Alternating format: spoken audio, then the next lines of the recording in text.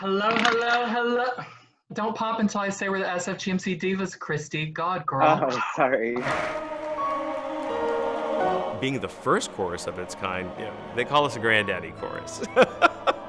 We pioneered an entire movement with the same underlying mission of making sure that we're visible and that we're seen and that we're heard. This chorus has been on the edge, on the very front edge of both the movement for equality and the fight against AIDS and HIV. The chorus is a family, it's a tribe, it's a brotherhood, but ultimately I think we're grounded and rooted in love. My name is Tim, Artistic Director, San Francisco Gay Men's Chorus. Christopher Verdugo, Executive Director.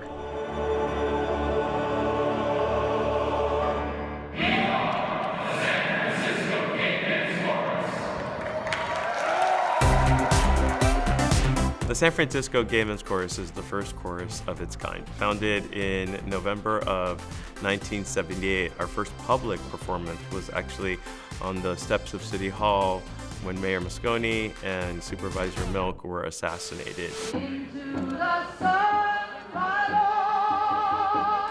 It was sort of in that moment that not only a chorus was born, but also a chorus that would stand for social justice and activism and be advocates for any other community that considers itself other. They only had one argument, and that's about what we should call ourselves. Of course they're going to argue. 100 gay men in a room, are you kidding? And so they had two winners. One was the San Francisco Gay Men's Chorus, and one was Men About Town. Well, back in those days, you could be fired for being gay. So to step forward and say, we're going to put our orientation in the title was hugely courageous. It was hands down, we're going to do this.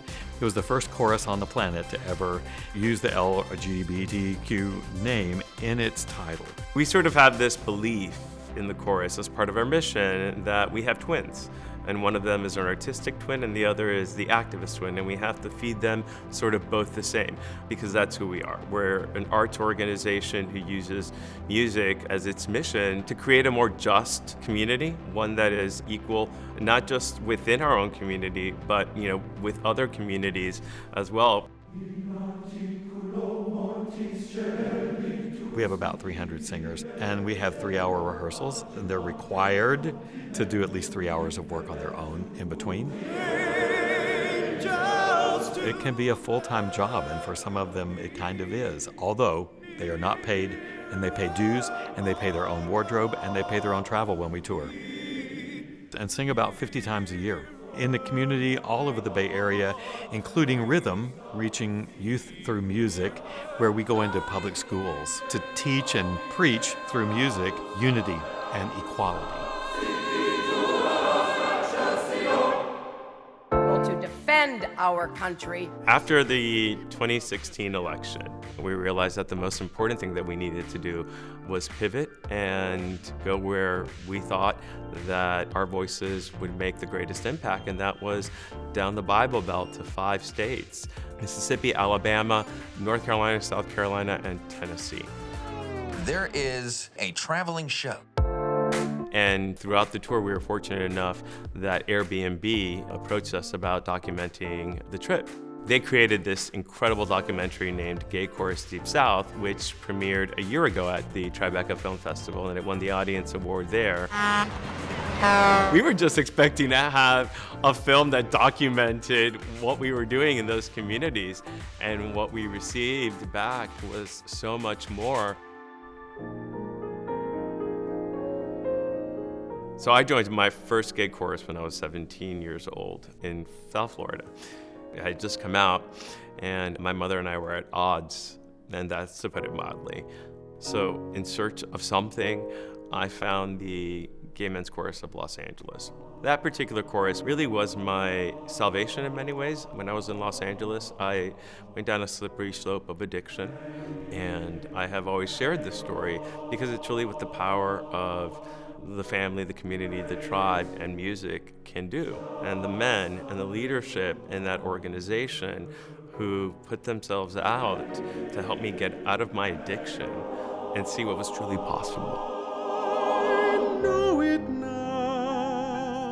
I like to share that because I think you have to share your truth. You have to tell your story. Harvey Milk said that. Coming out is, it can't even be described.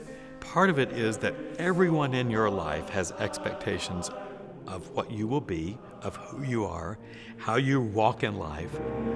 I was the Associate Minister of Music of the First Baptist Church of Houston with 22,000 members, a wife and 2 children, and the perfect life.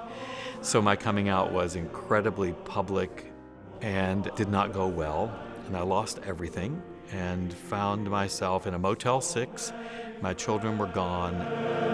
I told the truth for the first time in my life. I had never before, I'd had that fear of someone finding out, and there was such a sense of self. And I think that's probably where my pride, I like all of a sudden was like, I can be proud of this, even though I'm going to have to rebuild. So many of us come to these choruses broken throughout in the last 40 years, or not broken, and just because you're looking for community. There's love for the community.